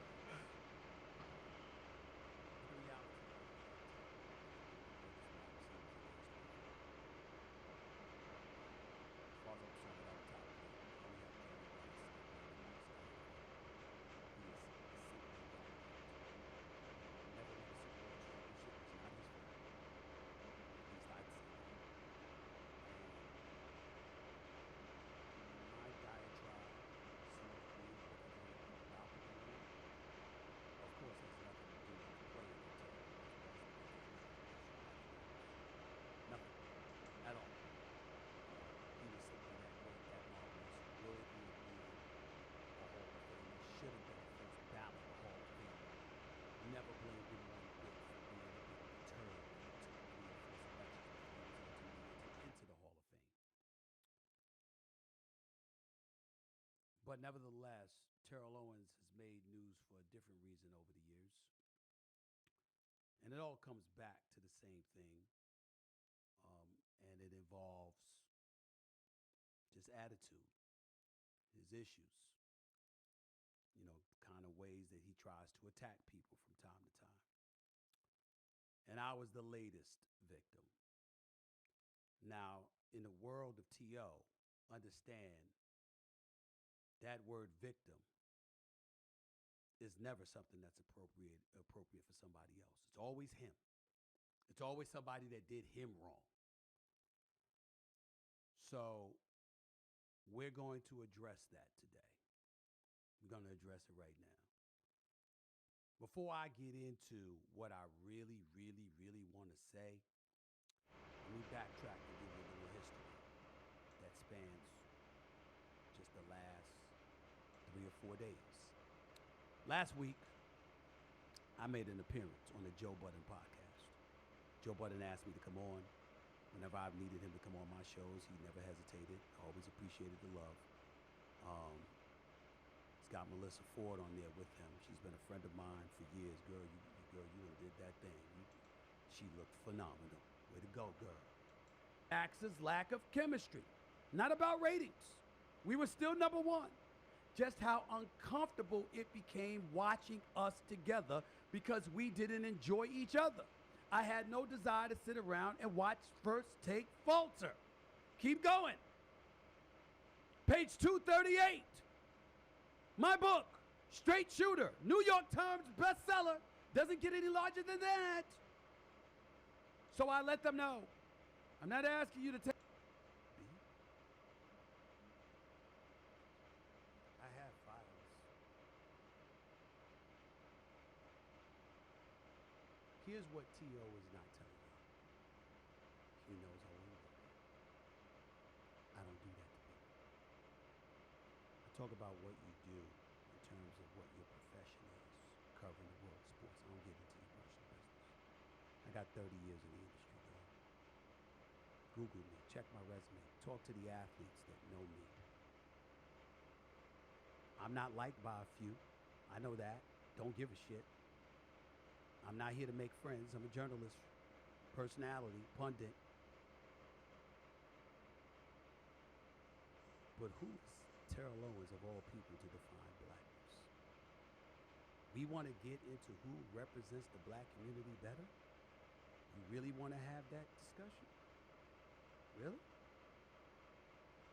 I wouldn't even do that to you. I'm not even waste my time with you. I brought that up to point out that I was sitting there minding my own business. I answered the question that had been brought to me by Joe Budden and his team. The question was about Max Kellerman. What does that have to do with Terrell Owens? What does that have to do with him? Not a damn thing. And I'm sitting up there and I immediately reacted on Twitter, which may not have been the right thing to do, but I just felt compelled to do it. And the reason I felt compelled to do it, ladies and gentlemen, was because, number one, I know he's full of shit. Number two, I know that he's starving for attention because that's the only way he might do something these days. Looking for anything to get himself attention, so hey, I'm here to give it to you. You can have it because I'm here to help, because God knows you need it. But I checked myself, not because of the inordinate amount of NFL people, not just present players, but former players, not just the league office, but the NFL Players Association. I had calls from all over the shit. Because I know what you are. I know what you've become. And I'm not angry. I'm sad. Ladies and gentlemen, we stopped talking because after you saw that hit from Max Kellerman, Terrell Owens tried to sue me. He had lawyers contact ESPN, who obviously contacted me to try and sue me. Needless to say, it was laughable. It never went anywhere. He wasn't getting a damn dime, which he was hoping to get. That's why I was pissed off Saturday. Because I haven't spoken to him since that day, because he tried to sue me. He tried to sit up there and say I did something I've never done in my career. And that is taking off the record conversation and publicize it. I have never done that in my career. On the soul of everything I love, I don't do that. I've never done that. I would have never been able to enjoy the success that I've been able to enjoy if I had been that kind of guy. And he damn well knows it. Now, we could speculate as to why he would do something like that, why he would accuse me of something like that, why he would get lawyers involved looking for money. I wonder why. Y'all speculate about that. But the point is, he tried to sue me. And from that point forward, I said I can never talk to him again because who knows what he's going to try to turn into a lawsuit. And I have stayed away from him from that day. But prior to that, ladies and gentlemen, why was T.O. on the show to begin with? This show that he says that I need attention for because I need ratings, even though we've been number one for a decade and counting. By the way, just Google it. It's 15 straight months. First Take has been up in the ratings. We've been number one every month, every year for 12 consecutive years and counting, with Skip, with Max, without both of them, with me, number one. But I need you for ratings. Okay, sure. The point is, prior to any of that, why was T.O. on the show? Do y'all know that T.O. asked to come on the show? The same show where he said he sounds more blacker than you, T.O. asked to come on First Take. Does T.O. get to come on First Take? If I don't want him on First Take, why don't you call ESPN and ask him? Who's the executive producer of the show? That would be me. He doesn't get to come on the show if I don't let him on the show. Welcome him to the Hall of Fame. Turned his back on Chris Carter in front of a room of Hall of Famers. Ask him. Ask Michael Irvin. So I guess this was him saying he was gonna expose him because he tried to sue him. But my thing is, like, he didn't say nothing that niggas didn't already know. So if that's his version of exposing a nigga, then that's kind of weak.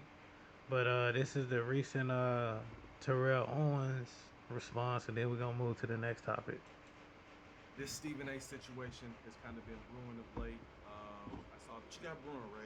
I saw there's an initial situation happened back during the Kaepernick thing. You guys got into it. The world saw that. I don't know how it kind of recirculated, but it has. Stephen A. Smith went on his podcast and kind of said his reasoning and his piece behind it. You're here now, and we want to give you the floor to say your piece. Before you say your piece, we got love for both y'all. And I want to know, is there anything light at the end of the tunnel? No, I don't think so, because he's used his platform really kind of to really tarnish, really attack my character. You know what I mean? Okay. Who I am as a person. Okay. You know what I mean? So regardless of however he started his monologue and his thing with his podcast, trying to build me up to break me down, we all see through that. You know what I mean? And all the people he's talking about that has reached out to them, this, that, and the other, from GMs to players and coaches, who gives a shit? Mm-hmm. To be quite honest, because I've had people, you know, that have reached out to me, players as well, you know, and some of the people that he thinks are cool with him, they're not cool with him. So before I go on my diatribe, Stephen A., can't be a soliloquy because I'm here with these guys, but I will address some of those things. The floor is yours, bro. Talk us. So the initial situation, to backtrack, the initial situation was during the Kaepernick situation where he was trying to come back. There was an incident where him and Max were talking, and you said Max acts a little blacker than you, whatever, and that kind of got the thing going. So what happened from there? What happened? And even at the clip, like, again, you said it resurfaced. It resurfaced because I guess he did an interview with Joe Budden and he explained why he didn't like Max, or he didn't like working with Max. Okay. And so, obviously, Max ended up getting fired, blah, blah, blah, blah. So fans took to that interview and they brought up, okay, well, this is why T.O. said what he said. Okay. So I kept getting tagged on the video. Okay. And my phone, like, yo, what's going on? So I saw the comments or what have you, and I haven't backed down from anything. I just said facts and just left it at that. He took offense to that. Then he went on his podcast and said that I posted it, which I didn't. And even in my response to that, and I'm like, genius, I retweeted it. I didn't actually post it. I didn't go out of my way to go bring everything up. It was only a response to that interview that he did with Joe Budden about Max, that all the fans, you know, brought it up. So he took offense, you know, to that. And so that's where it all resurfaced.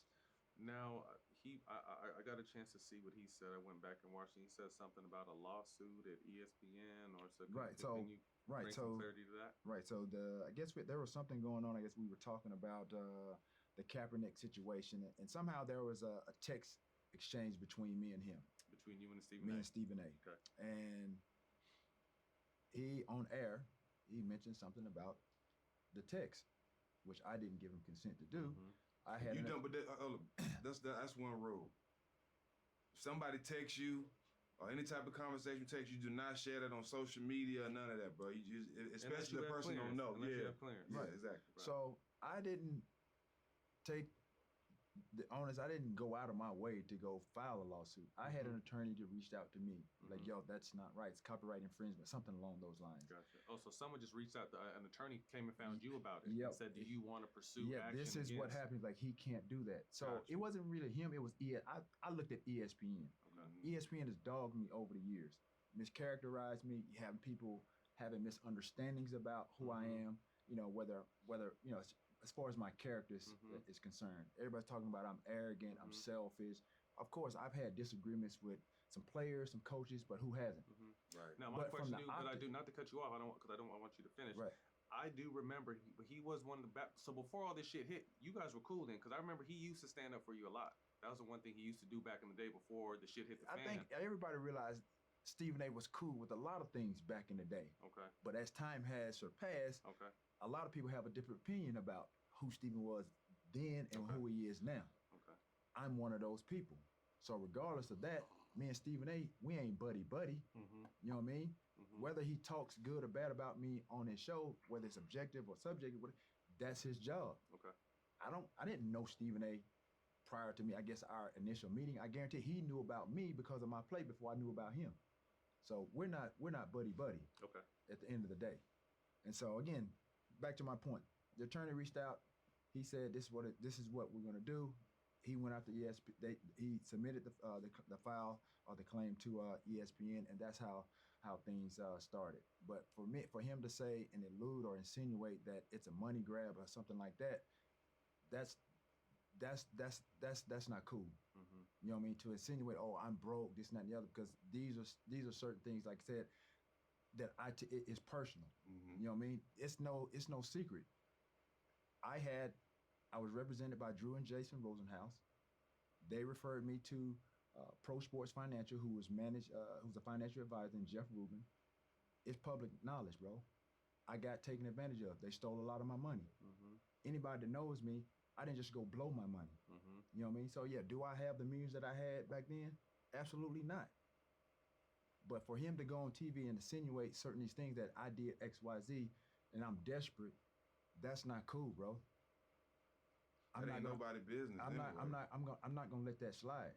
So at the end of the day, and I told him, I told him, I said, yo, keep that same energy. You're gonna call me a sorry ass and I'm pathetic, things of that. I'm trifling. If I ever come across him, keep that same energy. It's not a threat, but you're not gonna use that platform to downgrade me as a person and what I've accomplished for your benefit, because you have a platform to do that.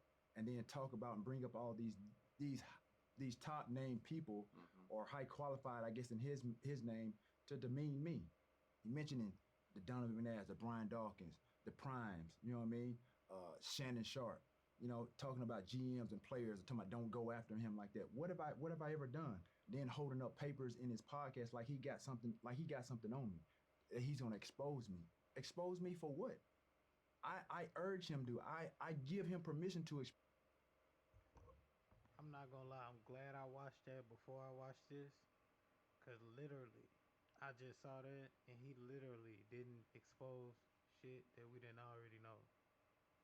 You feel me? So T.O. got a point right now. Expose me because I've never done anything. You don't have anything on me. You got the world looking at me crazy like you got something on me. So if you do, please let it be known. Yeah, the one thing I will say about athletes is we don't really have too many skeletons. Like all our shit is front. All of our shit is front and center. So I get what you're saying with that. So, I mean, is there anything else you kind of want to, like I said, I want to make sure you get that out or anything else off your chest when it comes to that?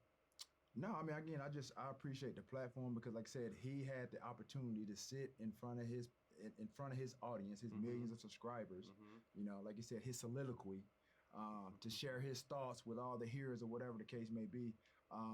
But for me, I wanted to share that with everybody to give them some context as to what he's saying is not accurate. It's not totally true. For him to try to build me up and then bash me and attack my character, that's not going to fly with me. I want the same platform, like I said, to sit down and really share my story and let everybody know, like, yo, he's not who we think he is. And Stephen A, he's walking around like just because ESPN has padded his pockets with some millions, he's walking around like he's us, like he's an athlete, like he got that kind of cachet. And then, like I said, mentioning guys that obviously I think highly of, talking about Dion and Shannon and these guys I come across with, you know, on a regular. You know what I mean? That's not cool to be name dropping. You know what I mean? Because now I'm around these guys and I'm like, okay, well, how do they really feel about me? You know what I mean? How do they think about me? You know what I mean? So that's where I am with it. You know what I mean? So as he said in this podcast, we don't ever have to speak again. Okay. Never ever. But make no mistake about it, I don't try to be no badass, no nothing, bro. Anybody know me? I'm easygoing. I'm cool. I've kept my nose clean because I was raised the right way, bro. Right. But you're not finna sit up here and try to bash me or attack my character in front of millions and sit on ESPN with your compadres or what have you and act like you bad and you this and that and the other. That's not gonna fly with me. But like I told him, keep that same energy. And I'm like I said, I'm not condoning no violence, but you're not finna disrespect me. You know what I mean? Because when it comes to the player, that has nothing to do with that. That has nothing to do with this. Man. You know what I mean? It's me. For me, like I said, it's personal. So at this point, like I said, at this point in time, that's how I am. That's where I am with it. Anytime as a man though, anytime as a man when you feel disrespected as far as your character or your integrity, you should feel a certain type of way. You know what I'm saying? Any man should, and you should respond. Unless you're not a man. Right. You know what I'm saying? And unless you don't stand on morals or respect, you know what I'm saying? And for me personally, anytime something that's talked about in private and is shared public, it's gonna cause a problem. Right. Like Matt said, especially if it's not an understanding before that. You know what I'm saying? So a lot of things that from hearing the way it happened, I feel like it could be a conversation between y'all, because with the media knowing this and all this stuff being out, it's a lot of stuff that's been said that ain't true too. Right. You know what I'm saying? And it's a lot of stuff that's been insinuated. Right. You know what I'm saying? Because everybody's on the outside looking in. So that's why I feel if y'all sat down, you know what I'm saying?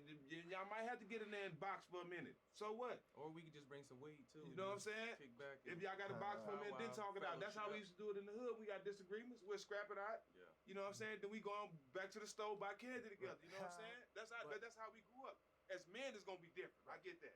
You know what I'm saying? But for me personally, I feel like with all the other shit around and it being out in social media, that's making it harder for y'all to get to understand. This is my personal But thing. to your point, like I said, to add some clarity to things, like I said, and certain things are misleading, as if and I went back and somebody sent me a clip of some of the things that he said, and he's like, oh, he's not a liar, he's not this, he's not that. And again, the thing is the insinuation that, you know, I'm doing stuff for money. You know what I mean? Like I told you, I don't have the same amount of money because I got taken. But that ain't nobody business, T.O. But that's what I'm saying. He made it everybody business. Now he got people looking at me sideways. And then even with the lawsuit thing, I showed you guys. He admittedly, in the text from our text exchange, he's like, "Oh, I'm mistaking your text for a tweet." Yeah, that's what the attorney was referring to. He admitted that. I showed you guys that. Yep. That's in our text conversation. I ain't got no reason to lie about nothing, and I ain't got nothing to hide. So for him to come out initially when he saw the whole facts thing in response to that, and talking about he gonna expose me for what? Right. I urge you to expose me. But at this end of the day, like I said, he feels the way he feels. I feel the way I feel. Like I told you, we're not buddy. I don't never have to talk to Stephen A. again in my entire life. He can sit on ESPN, do what use all the big words he wants to impress everybody. That doesn't impress me. Now, like I said, he's used that platform to tear some black athletes down. And even I'm included that. You try to build them up, tear them down with your words, this and that and the other, your monologues. Bro, I can see past all of that. But you're not finna just do it to me. A lot of guys are not gonna say anything. No, I feel you. I mean, shit, he still on me apology for the way he talked about me with the brawl shit. But So- that's my boy. I ain't never brought it up to him, but he dogged me. But I again- just let it go because I'm live still. But again, right, but again, Damn. T.O. got a point. Okay. Some of these sports commentators that never even play sports, they be really talking crazy, you know, about these athletes because they got the platform. So I'm kind of, you feel me? I'm kind of on T.O. side for this. again, those things, right? But those things, like I said, I'm still him, yeah. Right, but Timothy Duncan. right. But like I said, you know, like I said, I can look in this camera just like he looks into the camera and talk to America. And when I tell you, when I'm serious about that, Stephen A. keep that same energy, my guy.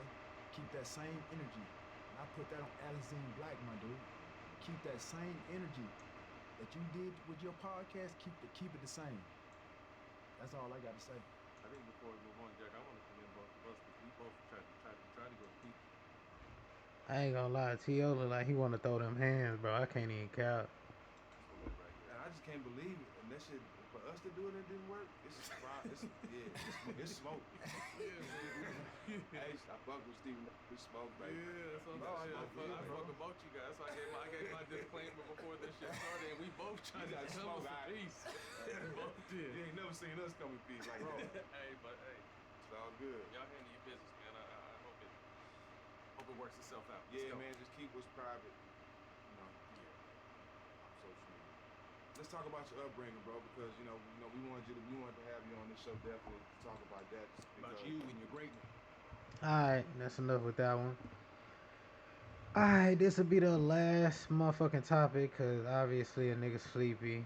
A nigga got a baby shower tomorrow, gotta pick up my sister from the airport, a lot of stuff going on tomorrow. Yeah, this the last topic. So this topic is pretty much this Bart Sky dude. He's like another sports commentator that he's a former player. But he pretty much was online. He made a like little small joke about when Stephon Diggs got hurt. Michael Parsons responded back on Twitter, and they had their little fallout. And somebody sent me this video, and it was actually kind of funny, bro. I was like kind of like at work, but I had it playing in the earphone. This shit was definitely funny. I can't remember, so I don't remember if I watched the whole thing, but. Yeah, let's react to this. Well, look who we have back on the Dak Attack today. One Mr. Bart Scott. Now, I told y'all in yesterday's video, we were going to put our sights directly on Bart Scott because this dude has had a bad habit of having impartial and unfair takes against not only the Dallas Cowboys, but more specifically, Dak Prescott. Check out this time last year when Ryan Clark actually had to check Bart Scott again concerning Dak Prescott because he was just throwing around unsolicited hate. And then we about to look at some numbers showing why this dude may be so damn mad. We know that he said he's not retiring, so he's going to get an opportunity to prove that he's not washed. When you look at his statistics, he's still throwing the ball at a high level. I mean, he's not leading the league in interceptions. That would be Dak Prescott, correct? So, I mean, he's still a good quarterback. Why do you hate Dak? You sound like Tad, man. I don't hate Dak. I don't saw you hate him. Last week you said the man couldn't run. The man had to go out and run for first downs against the Philadelphia Eagles. You never came back and said, I might be wrong. He can at least run a little bit. He can at least get first down. What's second day on TV? I apologize, Dak. You can run. Thank you. The man can run. And now we're talking about a whole other team, and you got to throw Dak Prescott in there. Are you? Yeah. Did Steve May call you and say, wow, I'm out? Well, because you brought Dallas in, and Dallas wasn't even, we contractually obligated to always include Dallas. Exactly. This is the dude that everyone is looking at and watching on national TV thinking that he's some sort of ESPN analyst. He's not an analyst. He's not a journalist. He's a retired NFL football player that had a subpar career in which his best year was when he was hanging on the sack of Ray Lewis, Ed Reed, and Terrell Suggs on the defense to the point to where no one was even paying attention to this dude, and he was able to sneak in a couple more sacks than he was used to. Oh, and as if that wasn't enough, he's also a huge hypocrite. This was the same dude that had an issue with the way the media was covering one of his teams during his time in the league. And we're pissed off. We was ready to come back and show us what type of defense, what type of team this was. Why couldn't this nigga talk back then? I think that's CTE right there. Nah, but bro, I never heard of this nigga before now, bro. Before him mentioning my Cowboys, I've never heard of this bitch ass nigga. We sending all hate this nigga away. What kind of character we had? We take a lot of slack. People gave us no chance, like we barely made the playoffs. We're a good football team. It looks like this team played with anger all day. Why, Bart? Bro, this nigga might be slow. I swear to God, this nigga talk like a slow ass nigga. For all you non-believers, disrespect us, talk crap about the defense like we ain't the third best defense in the league. Let's go ahead and take a look at Mr. Bart Scott's. Did this nigga just say the third best defense in the league? You doing all that and you not even number one? Get the fuck out of here. And see if he even has a license to be talking as greasy as he does Prescott. First things first, let's check out his career stats. Bart Scott is a player that played from 2002 to 2012. He spent 1, 2, 3, 4, 5, 6, 7, 8 seasons with the Baltimore Ravens and 4 seasons with the New York Jets. And won't you know it, his best season was in 2006 with the Baltimore Ravens, where he almost got to 10 sacks on the season. He almost got to 10 sacks, and I wonder who was on that team. I mentioned a little bit earlier. Oh, I don't have to wonder. Here's the 2006 Baltimore Ravens depth chart. Let's see. His left defensive end, Trevor Price. His defensive tackle, Kelly Gregg. His right defensive tackle, Haloti Ngata. His right defensive end, Terrell Suggs. His linebackers, Adelius Thomas, Ray Lewis, and Bart Scott. So you weren't even the best player in your own position group. And you have the nerve to sit here and talk about who's good and who's not in the NFL, when again, your best season came in the midst of being on a historic defense, bro. A historically great defense with like 4 Hall of Famers right here. And I didn't even get to Ed Reed. They had DeJuan Landry. They had Samari Rolle as a cornerback. Chris McAllister as another. You see how good that defense was? And this is your claim to fame, Bart Scott. This is when you had your most success of your career, in which you logged 9.5 sacks. That's pretty decent. 2 interceptions for a linebacker is respectable. But holy crap, that 2 interceptions was more than you had for the rest of the seasons you played in your career. Brother, you went to 1 Pro Bowl over the course of 8 years. You played alongside players that are going to go down in the annals of history as some of the best defensive players of all time. And look at your tackle numbers. 16, 19, 13, 16. Who is Bart Scott? The best thing you're actually known for is your clip. And even you know that because you got a part of the soundbite as part of your Twitter username handle. This guy's a joke. Can't wait. This guy's a joke. But yet he wants to talk about one Dakota Rain Prescott, in which, let's take a look at the stat that matters. And we take a look at most wins by a QB since 2016. Where do you think the average man would place Dak Prescott? They'd be like, oh, he's not up that high. Dak Prescott is ass. Absolutely not. Dak Prescott is only behind, through 2016, he's only behind Tom Brady, Aaron Rodgers, Patrick Mahomes. Those are the only quarterbacks since Dak Prescott became a starting quarterback in the league. Those are the only quarterbacks that have won more games than Dak Prescott since that time. The only ones. And I think all 3 of those guys are for sure first ballot Hall of Famers. So we gotta take a step back, because I keep seeing this thing with Cowboys fans, and it's weird. I don't know who you're trying to get to like you. I keep seeing this thing where Cowboys fans have this urge to tell people, I'm a Dallas fan, but I also think that Dak Prescott sucks. Hey, brother, you can go root for the Jets. You can go root for the Philadelphia Eagles. You can go root for the nameless team, I guess the Commanders over there. You don't have to be a Cowboys fan. Why do you have to preference yourself by saying, it's like you're trying to get other fans from other fan bases to like you or something. You don't realize they're still going to clown you. They're not going to be like, screw all the Dallas Cowboys fans except for that one guy that actually agreed with me and said that Dak isn't a good quarterback. All you're doing is making yourself look like a clown. That's all you're doing. That's all you're doing is make yourself look like a clown, because not only are you saying something that's factually incorrect, you can look at the stats. It's not just the teams Dak's been on. Have we forgotten that the Cowboys had a year or 2 stretch where they had a historically bad defense? Have we forgotten that? Have we forgotten that he had to deal with that? Have we forgotten that after his rookie season, they pretty much gutted the whole offense? All the veterans were gone. All the old guard were gone. They pretty much had to start over offense. Did we forget that? Did we forget all that, y'all? I think we forgot all of that. Have we forgotten that for the large part of his career, he's only had a primary receiver or an X-receiver? Have we forgotten that? And at one point, he didn't even have that. Have we forgotten that? Okay, I'm just wondering. So, we got Dak Prescott. Patrick Mahomes is a little more impressive because he has more wins with less games played, about season's worth less games played. So, obviously, Patrick Mahomes is Patrick Mahomes. No one's trying to say Dak Prescott. My bad, y'all. Continue. Patrick Mahomes. But 99 games played, that's less than the next 6 quarterbacks, or 5 quarterbacks on this list with Kirk Cousins, Jared Goff, Derek Carr, and then we have Russell Wilson right there as well. That's less games than those dudes.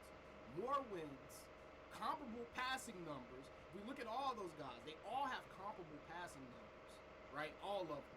2,200 for Dak, 2,200 for Russell Wilson, 26 for Kirk because they like to throw it out because they're always getting blown out. Jared Goff had 23, Derek Carr 25, so it's negligible. It's negligible numbers right there for passing stats. You look at the completion percentage, that actually has a better completion percentage than all of them except for Kirk Cousins. So 66.6% is literally better than the 3 guys above him, Tom Brady, Aaron Rodgers, and Patrick Mahomes in that time period. Dak Prescott has a higher completion percentage than those dudes. So he's getting the ball to his playmakers at a higher clip than literally anybody else on this list outside of Drew Brees, Matt Ryan, and it looks like Kirk Cousins are the only ones within that top 10 range.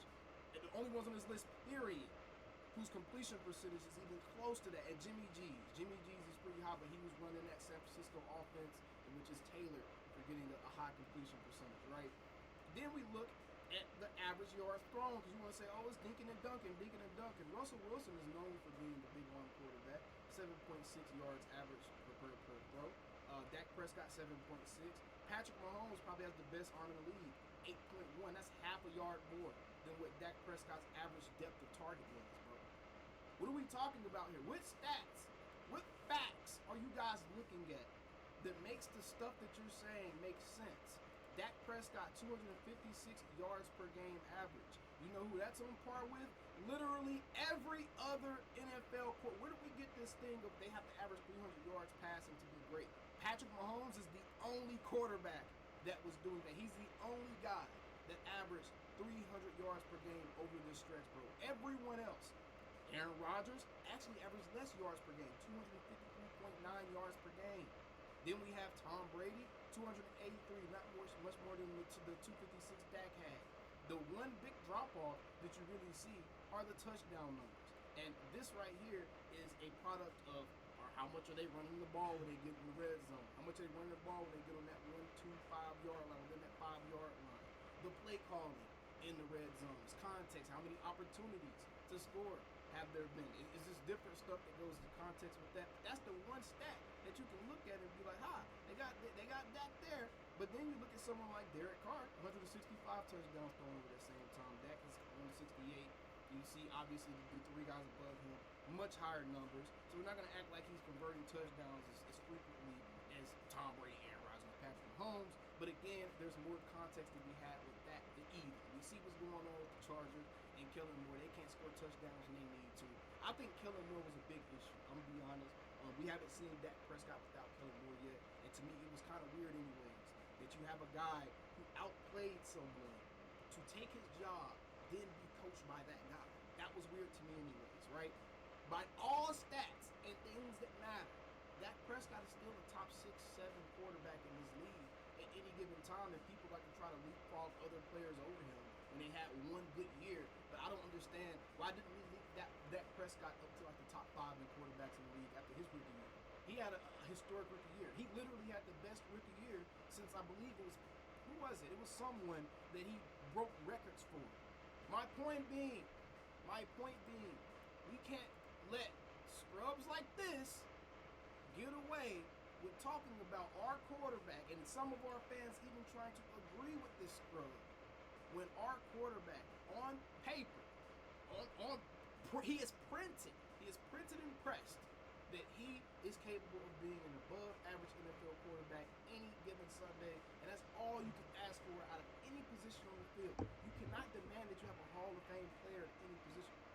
So this video was pretty much all about Bart Scott hating on Dak.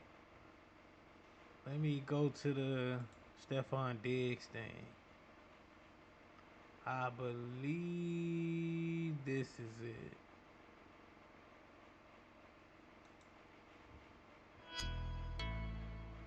ESPN has made a lot of cuts over the last several months. So many people that have been at this network for years, even decades, were fired in a desperate attempt to cut costs. Oh wait, this nigga got fired? What?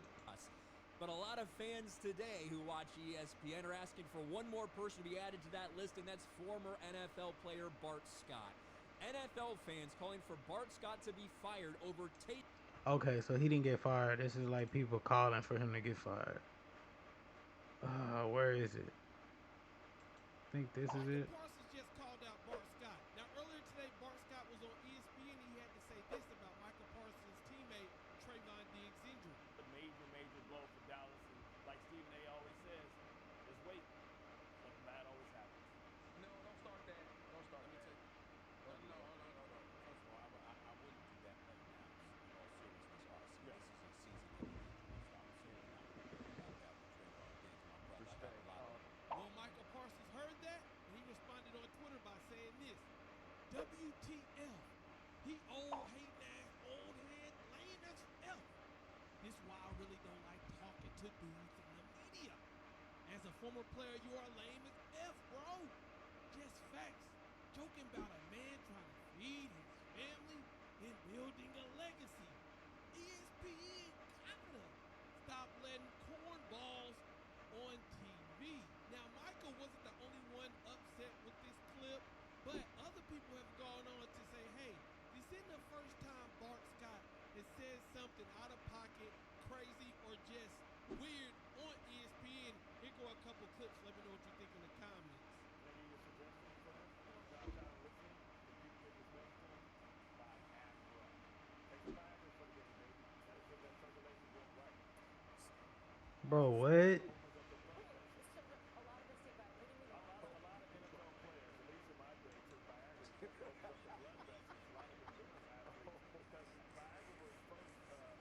I guarantee you, it's called red dot. And every Raven, former Raven, understand what the red dot means. You can be swagged out, you ain't no tough guy, but you will not get the benefit of the doubt. I guarantee you, he will not last long in this division. They're going to make sure they become headhunters. Whenever they go against him, he going to get the rib shot, he going to get the neck shot, he going to get the top of his arm, make his head bounce off the ground shot. He getting all that because you want to add a little smug on your face. Whatever Macaulay Culkin. You're not playing anymore. Anyways, man, we're gonna call that a night, man. I'm getting sleepy, you feel me? I don't know if y'all can see the energy change, but yeah, I was getting kind of tired, so yeah, we're gonna call this shit a night, man. Shout out to everybody that's listening to that damn, I forgot the name of my own shit. Fuck, I can't think of it right now. Shout out to everybody that's listening to the project that I just dropped, 2 songs. Fuck, why can't I think of my own shit right now? Hold on, y'all. My bad, I'm sleepy.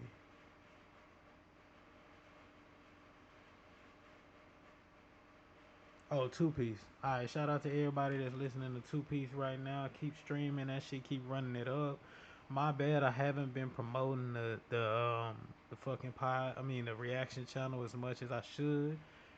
I promise y'all, I'm finna start promoting this shit. We gotta get these views up, we gotta get these subscribers up, we gotta get these motherfucking shares up. So I'm finna start definitely promoting this shit more. Please, if you are a fan of this or my reaction channel or you want to see me do good, please share, like, and subscribe. That's all you gotta do. Even leave a comment, you feel me? Either way, anything that you can do, please help. Please do the help. Instagram, KE Reacts. Other than that, man, we out this hole. Appreciate y'all.